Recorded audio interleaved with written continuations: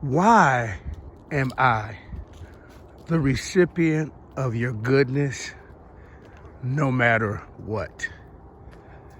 Dear friends, we're up to the letter W, and we're going to talk about watering your dreams, watering your goals. And so let me start by just letting you know this is our ongoing conversation of the ABCs of God. This is Earl with Real Relief Consulting. What we do is we assist overworked, overwhelmed, overweight, busy professionals in helping them quickly double their income and have a renewed sense of purpose, a renewed sense of destiny as they take control, as they get respect, and as they co-author, co-create their new life story. And we're very good at what we do. We're very grateful for the ability to do it. And what I want to talk about today is the letter W, watering.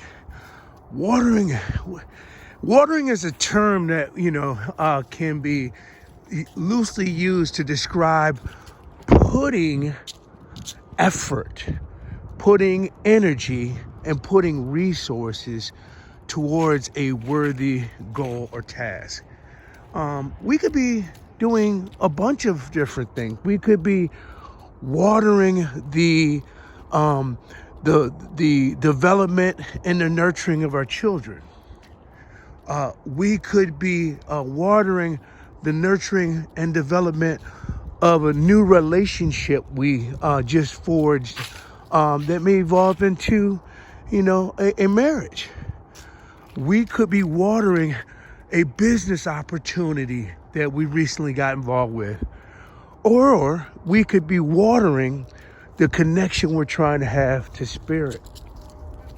Whatever the worthy goal is, you gotta put forth some sort of investment of resources, emotion, time. In the case of enterprise and business, you got to put forth money. And this is the this is the wild thing, guys. Let me tell you, it doesn't matter, not necessarily what you're using to water. God will bless the act of watering. I mean, like, we know this in the natural. If I water a plant with bleach, that plant's not gonna grow. It's gonna die. But so often, and this has been my experience, I could do everything wrong. But the fact that I'm doing something, God will bless it, no matter what. Because He wants me to have good things in my life. Now, the thing about it is, once you have some experiences and you develop some track record, God will course correct, and he'll let you know, hey, you did that wrong, and you may not want to stop watering your plant with things that'll kill it. You better go back to water. So, recently, I had a business partner of mine tell me, I got into this venture because you're so good at what you do, and you assured me that we were gonna be in profit from day one. We're in our third month, and I'm spending more than I'm making, and I want out. And I was like, well, I don't believe I said all that. I typically don't overpromise and underdeliver. I typically try to do the opposite. But I get it. You're not happy? I guess I'm not happy.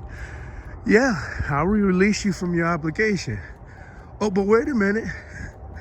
She says, I want you to compensate me for, what I invested. I'm like, I guess that's fair for you, but I'm not sure if that's fair for my family. And, I prayed about it. And, as of this call, I haven't really decided how I'm going to move on it.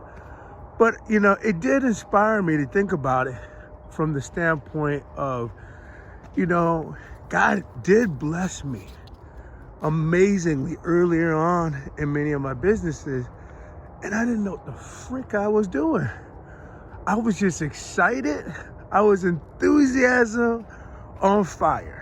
There's a phrase that sometimes enthusiasm on fire trumps intellect on ice.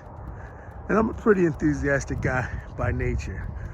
But, you know, now that I'm more seasoned, I've had more experiences, and I think I kind of know more. Some of the strategies that I used to use, I've had to refine. I've had to retune, which in and of itself makes sense, because as you know more, you do more.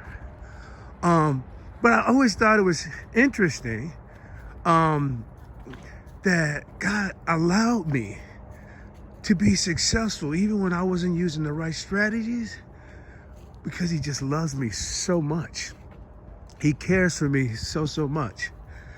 And I thought, you know, what my takeaway from this is this. Guys, you can be doing all the wrong things.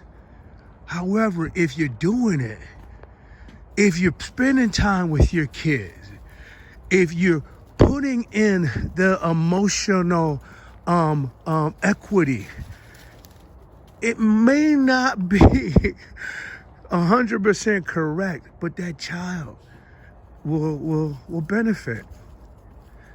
You know, this was especially, talking about children, this was a especially tough week for me.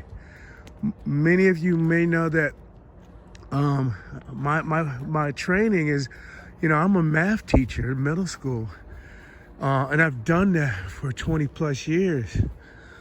Well, I lost one of my 7th graders this week to violence. It's crazy to think that a 12-year-old child could be involved with something so heinous that someone would want to take his life in the wee hours of the morning. Life is really fleeting.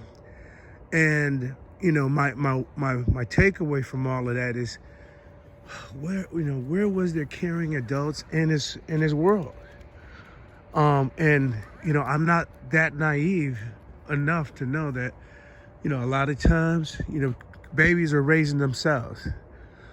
So I think, I didn't want to go down this road. I'm kind of getting emotional.